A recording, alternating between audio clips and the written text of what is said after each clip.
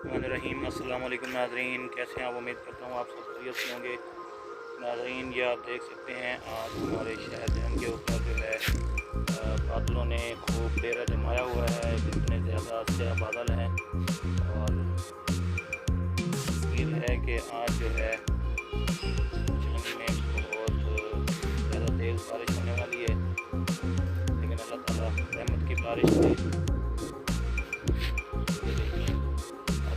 Side पर जो है मगरिब वाली साइड पर काफ़ी ज़्यादा बादल थे, लेकिन हवा चली है तो बादल जो है फैल गए हैं।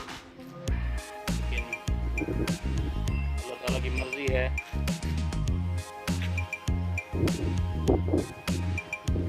लेकिन माशाल्लाह मौसम बहुत खूबसूरत हो गया है सुबह सुबह, और शहर जो है वो आप देख सकते हैं कैसे चमक रहा है रोशनी से।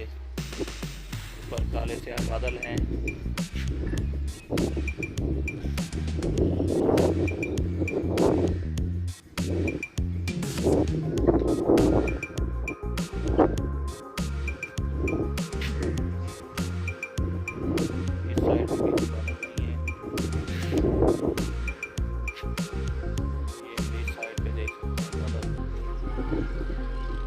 बारिश होगी या नहीं कुछ पता नहीं है, लेकिन बादल जो है बहुत ज़्यादा काला बादल जो है